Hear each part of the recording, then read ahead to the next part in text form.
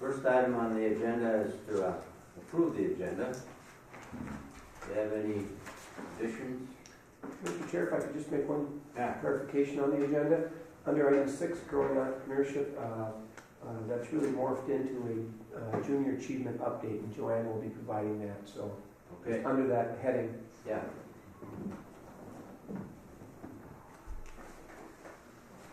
All right. Any other additions, deletions? I've moved the agenda.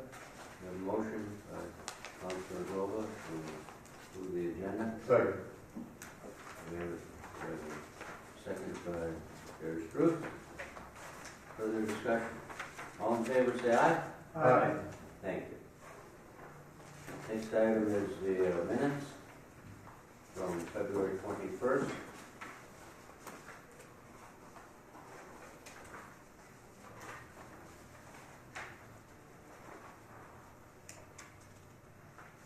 Under the treasurer's report,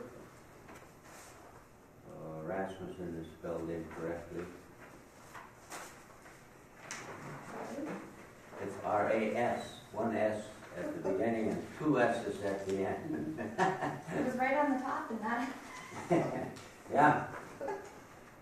Sometimes, you know how the computers skip anyways. Do some of them spell with double S? Oh yeah, some of them spell it just like that, double S in both ends. Some of them spell it with two S's at the beginning and one toward the end and whatever. I would move to approve the minutes with the correct spelling of Rasmussen. We have a motion. Second. And a second. All those in favor say aye. Aye. Opposed? Very good, thank you. Public comment period? Yes. I have a question. If a local resident is looking for money to help buy a local existing business, could they come before this authority, or should they go to the small business office? They go to, go ahead. I would suggest anybody would start with, it's all within our office, but that they'd start with Joanne at the small business, because all the resources that are available are through our office, but that's really Joanne's role with the Small Business Development Center, is to meet with those people and kind of guide them through the process, depending on where they're at in that process. Yeah, this young man isn't business savvy or finance savvy, so she would need to take their hand and guide him through. Yeah. Okay, yeah. thank you. That's a good point, though. Two people come at different stages or readiness, and we see a lot of that people that have a great idea or want to, that want to at least look at something seriously, and so it's a process that we just walk them through. So. Thank you. Any other comments? Next item is the treasurer's report. Our treasurer, Commissioner McBride, is out of town, and so I looked at financials and signed off on them. First one is pushing the Keda report. It's pretty routine, pretty normal.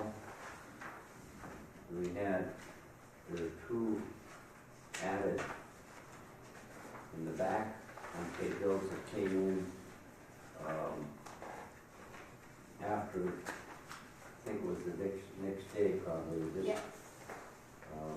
I was there on Monday, which was the 19th, and signed, and so I think yesterday those bills came in, and I also signed for those. Any questions, comments? Mr. Chair, if I could? Yes. I would just note one other thing now in the Keda financials. You will notice that we've also added on the balance sheet a separate line for the housing study. We have kind of volunteered to become the fiscal agent for that group, the Housing Collaborative, as they go through this study process. So it will be a short-term short term, they will appear on the housing study. We're going to go out for an RFP. We will basically, we're holding that money to pay for the study. Once that's concluded, that line will no longer be in effect, but we did want it indicated on the balance sheet. Okay, that's on, you'll find it on page 3, under housing study funding. Should be $5,800. Correct.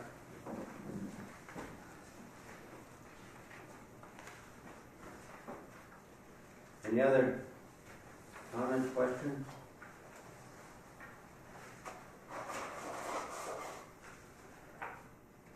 There a motion? Move.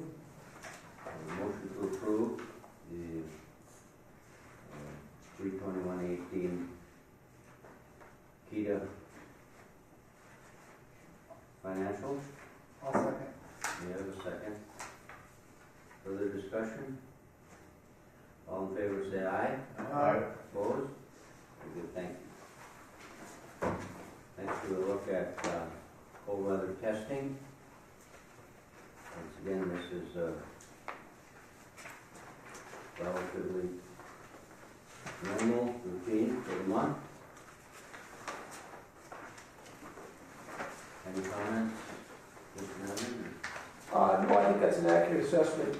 We're winding down our season here. There were no transfers made this month in and out of cold weather testing, but I think the unpaid bills are a reflection of that we are winding down the season, and I'll report on that in our director's report.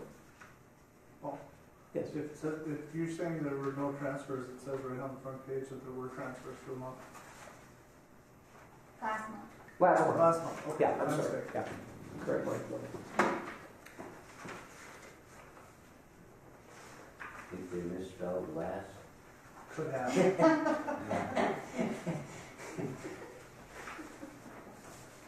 All right, I'll entertain a motion for approval. So, We have a motion, we have a second. second. We have a second. Further questions, discussion? All those in favor say aye. Opposed? Very good, thank you. Next item is our director's report. Very good, Mr. Chair. I want to thank Councilor Drake for being here in Bob's behalf, and then Commissioner Norby. Good to have you guys here. A couple items I want to continue to update you on. One is concerning the Cantilever Bridge Distillery and Hotel project. Marty Goulet gave an update on the last meeting. On Monday of this week, there was a public information session in Rainier to provide updates. And there's 3 projects that they gave overviews on. One of those is the splash park that's been actually in concept now and underway in fundraising for a period of, I think, a year and a half, 2 years, through the Rotary and Rainier Rec Club. But what also grew out of the Cantilever project was this exploration of extending the current Rainier dock. And a group has been formed, a subcommittee out of Rainier has been formed to look at working with an engineering firm to build a significant sized T-dock that's still being formalized, but they have some conceptual drawings there. It would really add to complement the distillery and hotel project. But it is a project unto itself and its own funding streams, and there was some concerns raised at the meeting. But again, I think it's part of a public process where they're going to involve some comments, and it's got a ways to go. But again, I think it's a complement and an outgrowth of what started out with this project. And that Chairman Rasmussen was there as well. Randy Lasky of Northspan was facilitating the meeting, and I think the information session, I should say. There's like 65 people in attendance, so there's a lot of interest around it. In the meantime, City of Rainier met last night and approved the business subsidy policy. Anytime a local unit of government provides a business subsidy, they have to adopt, if they haven't already, a business subsidy policy, that's per statute. They did that last night, clearing that hurdle. I continue to work with Jenny at the county level and Cheryl, the city of Rainier, to coordinate the steps in the process. And so that's really, we're absent the developers agreement, which they're working with our attorney Steve Shimon. We're close to getting that piece, and then that will allow us, the county, to schedule a public hearing for the tax abatement as well as the city of Rainier. So we continue to move forward and continue actually to get a lot of positive feedback from the public about the project. So I don't know, Alan, if you wanted to. Well, I was pleased with the attendance.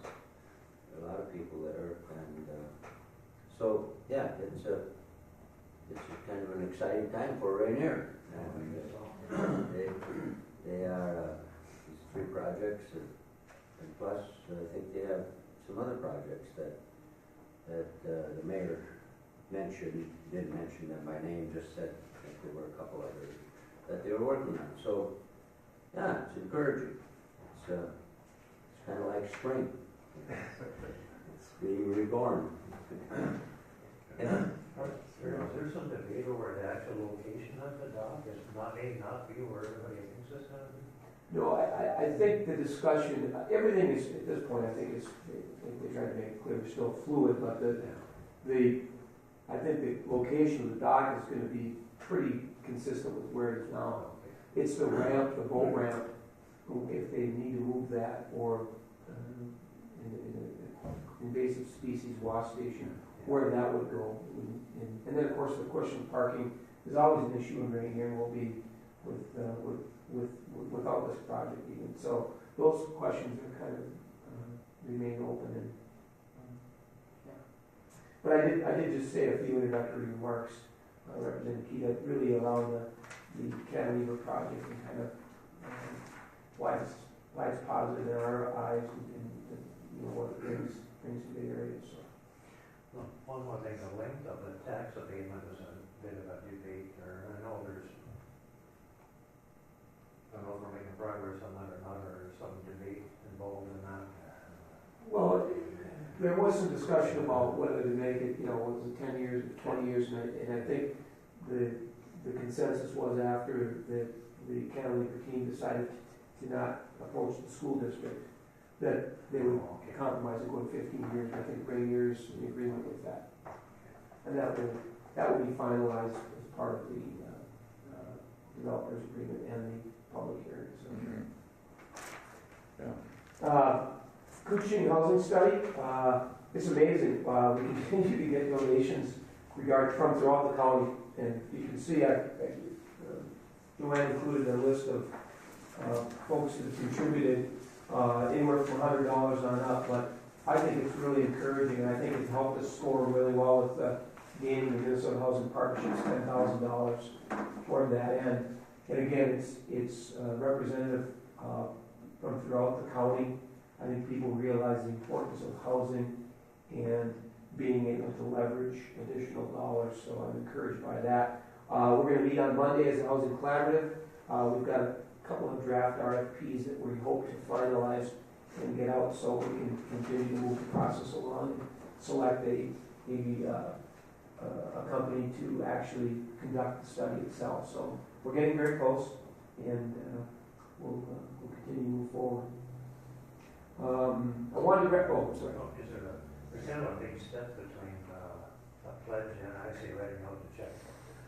Well, that's why we do have commitments. We have verbal commitments, and we do have checks in the bank, so we're going to be following up to make sure that people have committed verbally to submit.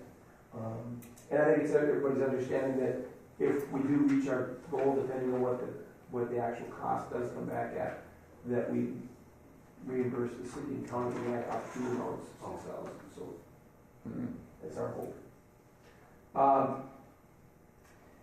We started this discussion on the FTZ side about continuing to look at either bringing utilities in there or making it closer to develop ready. And I hate to use the word shovel ready, so I'm using develop ready. And as we looked at it with city and county as partners, you know, we've always felt that location was strategic, but the question of dealing with the rock, dealing with the wetlands, even though it's proximity to the rail and it's large enough, it's jointly owned, makes a lot of sense. Given the fact that the upfront cost of removing that rock has really prevented anything from taking place there, we're exploring this notion of putting it out for sale to see if anybody would come in to develop it, primarily to take the rock as an asset, blast, crush, and then sell the product, and making the site a little bit more attractive. As part of that process, we have to go before the City of Rainier's Planning and Zoning, because before the city took ownership of the property, we had a conditional use permit for a quarry operation there.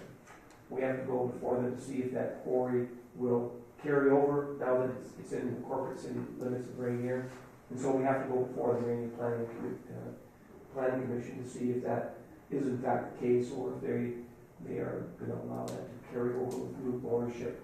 We feel that if we try to sell it or lease it to some third party that is looking at it primarily for the rock, if they can't mine the material, then the value of the site is lost, essentially. So we're not losing anything by just exploring this option, but we'll see what kind of response we get. That's next Thursday, the 29th.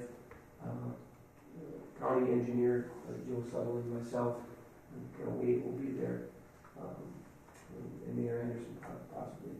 So just want to continue to update you on that. International Falls Business Park planning and related to the Ricky Roach project. Our committee continues to meet to look at different lot configurations, also to discuss utilities, drainage, all the things relevant to replatting the existing business park. We've increased it by 17 acres, an additional 17 acres. So it's been a good process to go through. Matt Gwynn has been very helpful for the county, and then we've got Ken Anderson and Ted Brokaw. Gary Stallman is also very helpful, and Kelly Myers. And as part of that too, Ricky Roach now is in a position where he has a customer in hand, and that's at the back lot. That's the lot 1, block 2 that we provided to him for $1.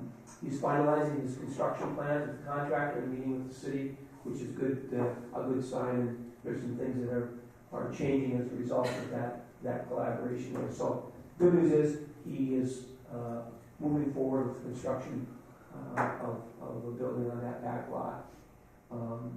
And my hope is to finalize or bring a draft back to this body for final approval to replat the business park within the next couple of meetings. We should be there. So, if there's any questions regarding that, just a couple of things to close out with. Cold weather testing. Test season comes to an end officially tomorrow. We've got a group in town actually that's been with us before is here. Jaguar Land Rover, while their engineering teams finished up last Saturday, they continue to run durability vehicles, and they're going to run through the summer. We're actually bringing additional vehicles here. So that activity will continue on, but the actual use of the cold box and the rest of the facility is just going to be a placeholder for the folks that are going to be doing the driving. So good news. And we'll be meeting with Jaguar after the season to talk about facility improvements and additional wants that they might have. And I will do a more formal wrap-up at the next meeting. But very successful test season again. And really good feedback. The Jaguar folks, all the test engineers that come there fill out a survey, and we continue to get very, very high marks relative to other locations that they have. So I'm very pleased with that. And the cold boxes function well, functioned very, very well, and again, good marks. The only issue we had was some drainage issue with ice when we had melting. But we've looked at that, we've got some fixes that we're going to in the off-season, but just because of its location and where the snow and drainage occurs, we're gonna have to do some additional work. I did want to report on one last thing, I touched on it at the last meeting, was these opportunity zones, and it came to the state fairly late.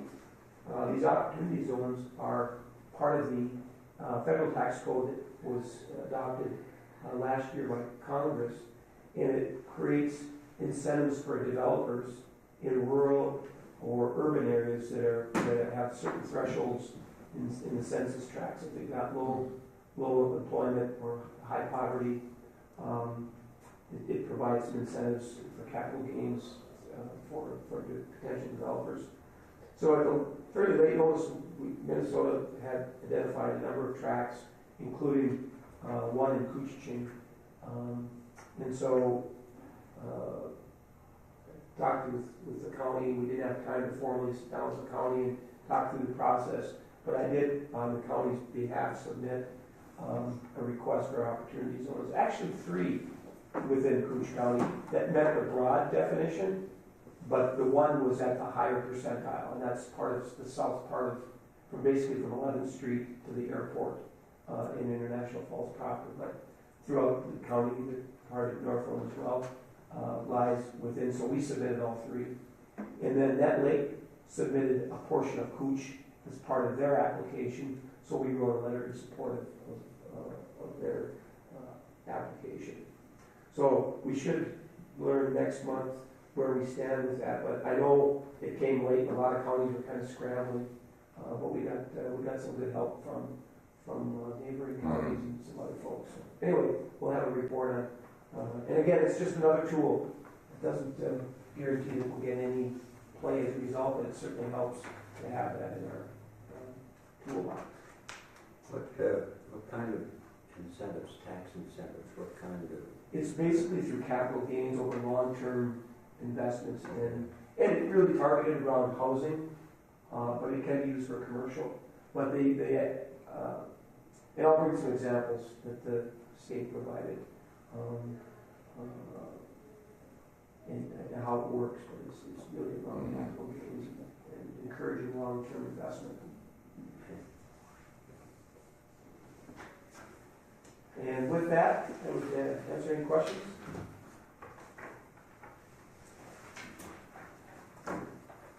Back in the business part, trying to get clear title for that old fish building has been almost impossible. That's not part of any ongoing. I mean, it's just to get clear title and to clean up the liens, it seems to be impossible. Boy, it's been a real education and a real challenge, but I understand there is another option, a quiet deed. Quick deed. We'll call it quiet. Oh, quiet? Quiet. The county attorney is actually The spelling. county attorney is actually looking into it, but it has been problematic, and we'd like to get that cleared up because that building continues to decay, and really, it's a shame that we couldn't come to some sort of negotiated process. There's one contractor's got a lot of money sitting there. Right. It's tough to overcome.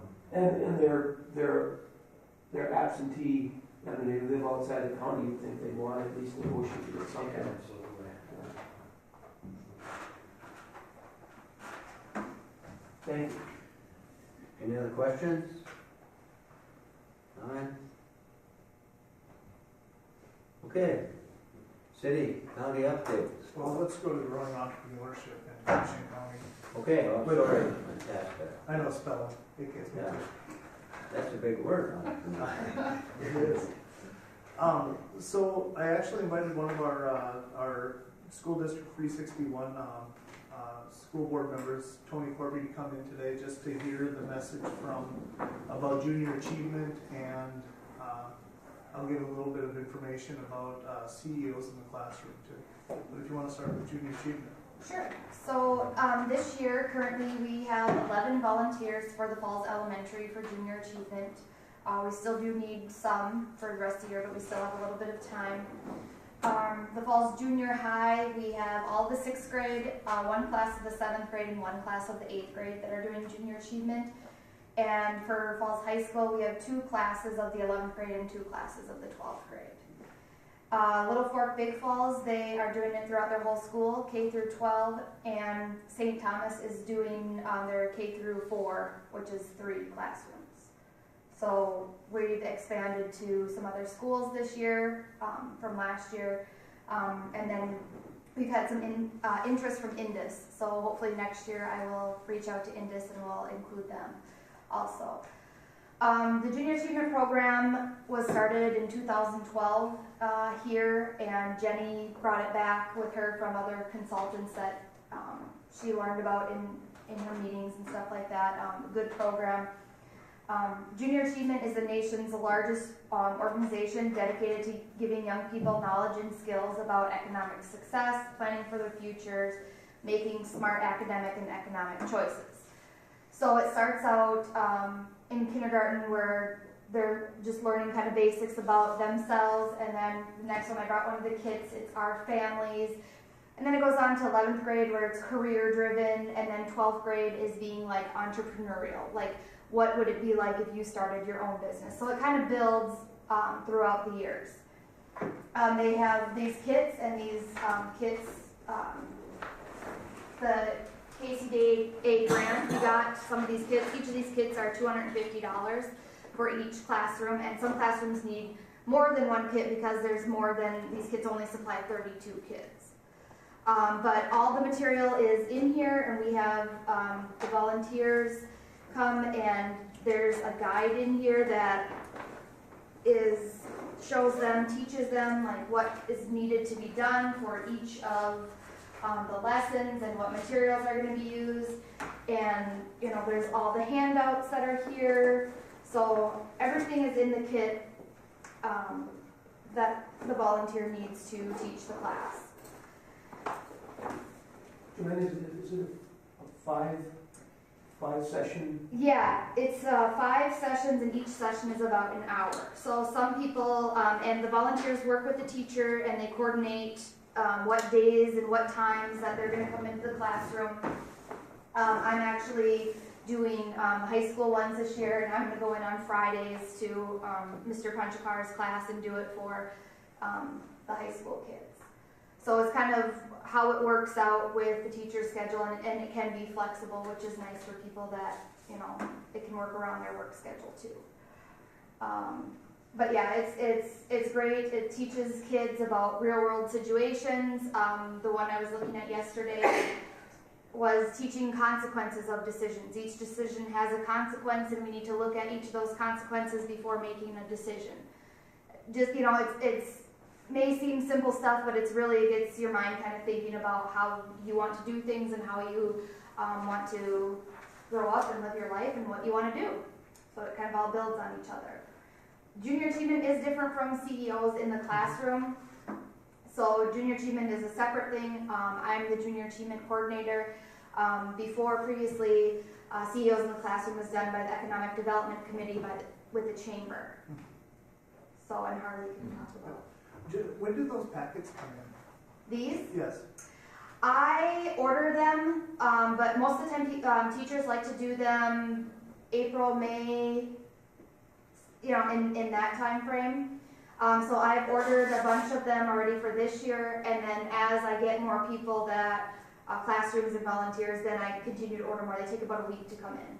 So how many volunteers do you still need going into this year? I believe 9. And most of them are 1st and 2nd grade classes for the 1st and 2nd grade.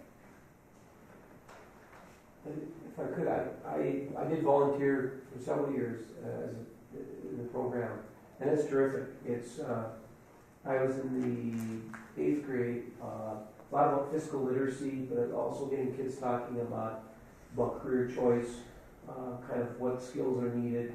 It ties in nicely with the age appropriate level, and I think the teachers appreciated it too. But it's interactive. There's a lot of, you know, it's not just it's kids that are involved with each session. So I think it's a good program. It gets people into the classroom, and that was really discussion about CEOs in the classroom.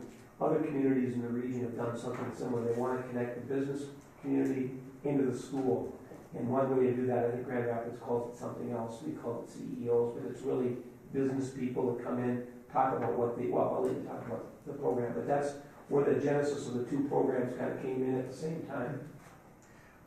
So I also have been part of the program. I did, I believe, 4th grade at one point, and the program itself that I did was on money management, savings, and future planning based on strictly income, job, that route. The struggle that I had is working with inside the classroom. I was right at the end of the year, like the very end of May, which ended up getting the kids ready to be outside. So to try to focus those kids in for 1 hour every, I believe I went Fridays as well towards the end of the day. So it was a struggle for that, and that's why I asked when the packets came in, because it almost seems like it would be a better program to do a little bit earlier in the year and span it out. Yes, and this year I tried to do it a little bit earlier, and I did get some packets. I did an initial order, and now I just did another order, and they just came in. So I wanted to try to give them out to people as soon as possible so they could start in March. So it would give them a little bit more time. I know this past month, I think it was a few weeks ago, I gave them to the Little Fort Big Falls School.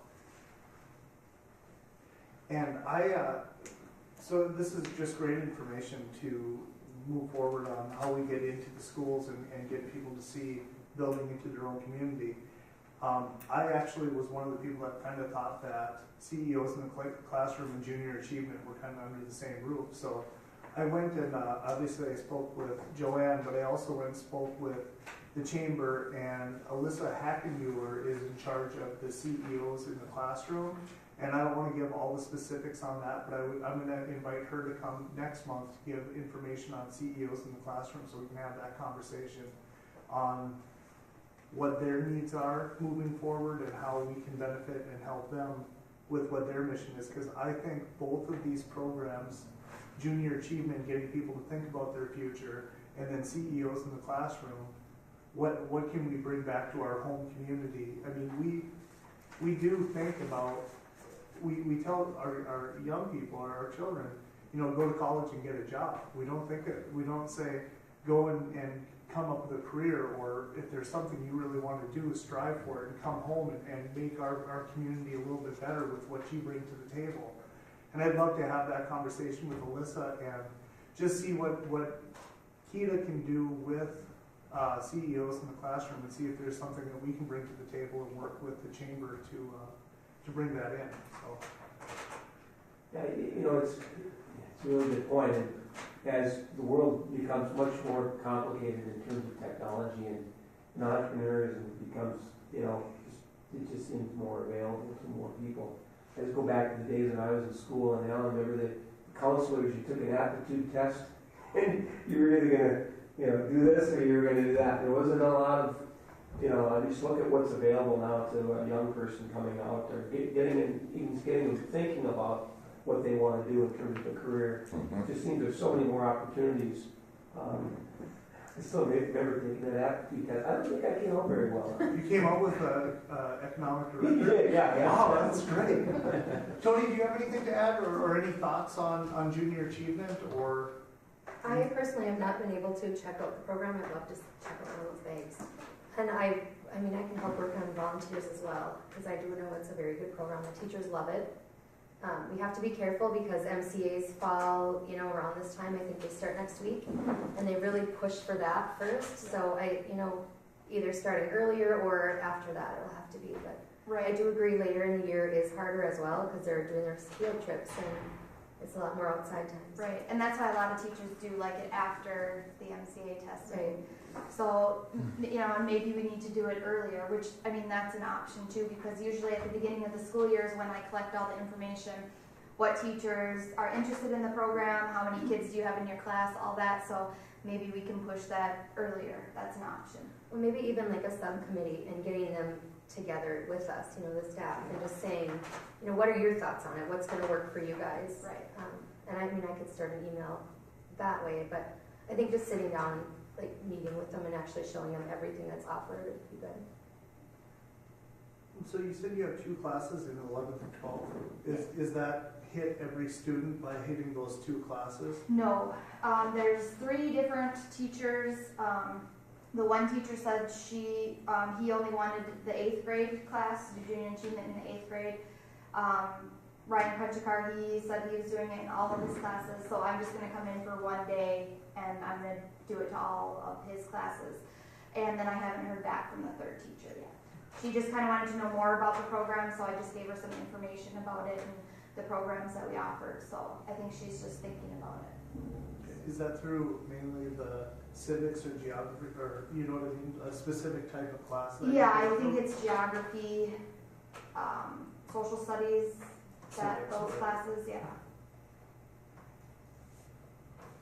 Great. Little Fork did theirs a little bit different. Their counselor actually goes into their classroom so many times a month and teaches certain things. And she's actually using the kids with counseling and careers and things like that. So she thought that this was a perfect fit for what she was doing and could incorporate it, and she said she loved it, so. And you and I talked briefly on part of the issue is with funding those packets at how expensive they are. How much, they're $250 a piece, but is funding those packets for the school becoming problematic, or? Not yet, but again, we don't want to keep going to the same funding sources and continuing to ask for the same money, you know, each time. So I think we did talk about this year, maybe next year, doing where a business would sponsor a kit. So we would maybe put the business's name sponsored by on the kit or whatever, and kind of have maybe a poster or something in the classroom with the business name. So it's kind of an advertising thing for them also, so that they could sponsor one kit. So it'd be $250 instead of asking for thousands of dollars. So that was just one idea, but again, kind of just brainstorming. Right. In the first couple of years, we actually got the kids for free of charge because we were new to the program. They wanted to get more schools involved. And then some schools all actually fundraise, have a fundraising event to help support junior achievement. So there's a number of different ways, but Right. we were lucky the first couple of years we got them for free. Excellent. Any questions, comments? All right, thank you. Thanks. City, county updates, out county updates. The City of International Falls, regarding the spray park, we are meeting with Rainier and representatives of the fundraisers for the spray park on April 2nd. Before our council meeting, we have a budget and finance meeting. Just make sure that everyone knows what their role is moving forward. If it's going to be in City Beach, what our responsibility is, what their responsibilities, maintenance and stuff. Just making sure that we don't go into it without everyone knowing what their role is for what is an amazing project. I think it's going to be great for the area. So usually Mayor Anderson is here and has all kinds of updates, but that's the one I know right now. Any issues? Okay. County updates? Well, our county engineer is busy getting everything in place for another busy road repair season, and actually there's a list of projects that came out in the paper today, so that's pretty good. And if you haven't been out there, the Island View Sewer Line Extension Project is resumed again. They're out there working on it now already, so I guess other than that, we probably are talking about everything that's going on. And the overpass project, that's going to be, Big project, that's going to affect a lot of people. yeah. Rainier's gonna be busy place. Yeah. There's going to be a public meeting April 3rd at Rainier regarding the overpass. So Yeah. See, they moved equipment in already. Pretty big stuff. Yeah, big stuff. We gotta get the splash park done so the workers can take showers. Any other comments? Any updates? Just one other one. Yeah. Kyra did stop in the office with her new addition, Lee. Yeah. So we're going to see David Lee. She's doing well. So it's good. Stop in. So she's doing well. Yeah, good. That's just an alternate to this board. If you had a chance to see Lee.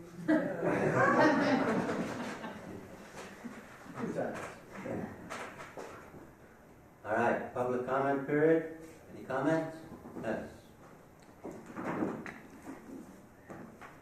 Quite a few years ago, there was a $400,000 report that came out here, and one of the conclusions, as I recall, I may not call it exactly correctly, that the recommendation was that there be some effort towards consolidating economic development under a single umbrella. Right now, we have a proliferation of economic development organizations. We have KEDA that I'm aware of. We have KDA, which is a Kuching Development Authority. We have a development authority for out of the Chamber of Commerce. Not only that, we have advisory committees to the Development Authority. I learned right now that KEDA director has indicated that if an individual comes to town, or if the people come to town and want to start a new business, the first stop should be with a federally funded organization here through the University of Minnesota Duluth branch before it even reaches here. So one of the problems here is that there seems to be an obfuscation, if I can use that term, here when you want to start a new business. How many hoops do you have to jump through in order to start it? Now, if, as it indicates by the ID here, this is the Kuching Economic Development Authority, anybody looking at that here without understanding the infrastructure of all the various organizations that are in the economic development area, they find it very difficult to determine who's on first.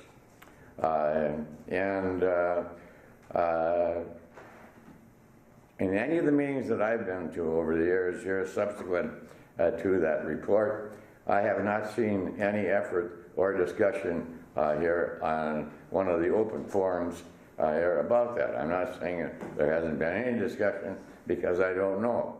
But I think that just in order to develop something, and I'm speaking from as a experienced individual, as a owner and also earner of the capital myself on the businesses that I was involved in here, that the government's role here in economic development is to provide an atmosphere here so that within the law and within good practice, the ease of developing a business under the assistance, not under the direction or obfuscation.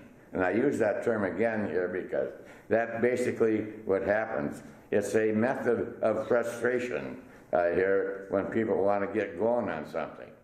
And in order to get going on something, you have to have first this very, very strong desire. That is a single element that you must have in the development of any business. In addition, you have to have an idea where you're satisfying the wants or the needs of what the potential customers desire. Without that, you can have the strongest desire in the world, but if it's nothing that people really need or want, I mean, you're a dead issue as far as business development. So I don't mean this in a critical way here, but I would like to suggest this as an individual who does have some experience, and I will never represent that I know everything, but I do know a lot about business development because I've done it on a fairly large scale and also done investments on a very, very large scale. And so I have some idea, and I can tell you this, I never lost one penny here for some of the people that I was investing money for. So, one other single question. In the area of per diem, does anybody know here whether per diem is reported to the federal government under 1099? Current laws, I'm not up to date here. It's not a wage earning item, but there's some questions about this. And along with that, what is the per diem for KEDAs where there's a legitimate reason for it? Per diem is $50, I believe. Correct, and that's for out of state, for especially the people that have to travel. So. Per diem is what now? $50. I said dollar amount, please. $50. $50, pardon me. Okay, thank you. Thank you. If I could, Yeah. I do want to respond to the first. And it's a good question because it comes up about consolidating and under one roof. We have worked toward consolidation of different entities. There's actually fewer entities than there used to be, but it's not unlike other cities and counties where you have different jurisdictions that have different roles. What we've tried to do is under one roof, we brought that small business development center inside our roof. It used to be independent. The first point of contact should be our office. And what we do at that point is we try to define where people are at, what their needs are, and that's when you said a small business, the focus, Joanne's office is really, it really is created to help people that are looking to either start a business, buy an existing business. It's really in the mechanics of how you go through that. Our role is larger in that we are trying to be the point of contact to eliminate the confusion or to streamline it and direct people where they need to go. We're also, a big role is marketing the area and the assets within the area and doing the outreach and the communication between the various communities within the county, the various organizations regionally, the various trade groups and industry groups that we're working with. So it is at times clumsy in that especially the different initials, but we've worked to try to consolidate where we can, understanding that each local unit has chambers of commerce and other groups that were in place before we were. But we try to work with all those groups, and again, the communication, try to streamline the communication or the ease with which people understand who do they go to when they'd like some information. Okay, well, thank you. It still doesn't address the fact that from my point of view, this does not seem to be an efficient way to go. But that's just my point of view, which is not too acceptable here. And to the best of my knowledge, there's been a lot of time and effort and expenditure of funds with not a very, very positive result. In the area of what KEDA here resulted from, it resulted from a area that now has come to a certain level of maturity, that's cold water testing. Why is the government authority here involved in the administration of that? You see, this is the type of thing here that needs to be clarified. Just because they're doing things like something here in other places doesn't mean it's the correct way to do it for the future. Thank you. All right. Let's move on to. She has a comment. Pardon? Oh, yeah. So what I do, I'm the small business development coordinator or whatever, so I work with Keda and I also work with the University of Minnesota Duluth in the Small Business Development Center. So I work with all three of those entities and I represent them, and we do different things to help businesses. Last night I did a workshop on social media, and I had 11 businesses come to that workshop, and teaching them about how to use social media in their businesses and market their business and help them so that people will come to their business and show them their products and services better and help them. And it's free. My services are all free to any business or any person starting a business. So that's kind of the benefit of having me be in this position is for me to give free help to businesses. No, I'm not criticizing it. I'm glad you clarified and indicated what the main function is, because a lot of people in business do not understand the benefits of what is known as social media today. They know it's a catchword in their vocabulary. And I understand that there's a lot of businesses need different things or whatever, and a lot of them don't know that we are here, and that's one thing that I'm working on, is trying to market ourselves as a place for businesses to go to receive help. Right. Just a Thank you. question. How many first-time people have walked in your door, let's say in 2017? Like first-time new people that either don't own a business or looking to bring into a business? Because I know I have been in that situation myself when we bought the bowling alley. So that was a service that this entity helped. Right. It was a closed business, a foreclosed building, and we went in, got the help with our business plan, our business model, what we were going to do, and ultimately we opened up the doors to make sure that there is a bowling alley there today. Right. And I just question how many first. Probably about 80% of the people that come into my office are first time. They don't know what to do. They come in, they're looking for helping with a business plan, starting a business plan, creating one. And then some of them are also looking for loan packaging type of things too. Or what are the resources available for different loans? What's out there? They don't know. So I help them with that too. So then we have you doing that, and then the Cantilever project comes up, which is a little bit bigger scale than what you would be working with. And then that gets handed up to Paul, and Paul starts working with the governmental entities. So it really is one overview, because you may have to work with KDA, but this department can work with KDA. We have counselors on here, which are also part of the International Falls Economic Development Authority, so we're able to bring that piece back to the city level if we need to do that. I do think that over time we have consolidated to the point where we really are working with one or maybe two if you count the chamber, but again, we would have a great working relationship with the chamber to try to put everybody under one roof so that we can move forward as one entity and give people the information that they need to move forward in a business. I mean, I hope that answered your. Yeah, thank you. Any other comments? All right. The next meeting, Tomorrow? third Wednesday in April is the 18th. How does that look? Good, Debbie? 1 o'clock? Okay, Where at? that'll be at the county. And Mr. Chair, if I could, Commissioner Hanson, Mr. Hanson wanted to remind, when we're looking ahead the next couple of months, he would like to try to schedule an out-county meeting as we've done in the past, whether it's Big Falls. And I suggested Big Falls in the next couple of months because of the park project that is currently underway. I'd like to see that when it's done and see what's entailed in that. So just to bring that out and so we can talk about it the next meeting.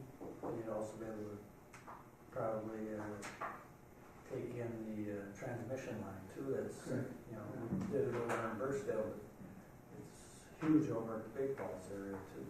The future man camp that's going to be. Yes, good idea. Do we want to schedule a month for that? You said. Well, I think just looking at the schedule and thinking of the August in Big Falls, and in June might be a little tough, so maybe May would be Better. So the mosquitoes really get. Well, so you can get outside and actually see that. I'd like to see the park project kind of parameters, and then maybe look at the man camp, but. The third Wednesday in May, I'll not be here. Yeah, no. We can talk dates, so. Yeah. All right. All right, any other business? All right, thank you very much. Meeting's adjourned.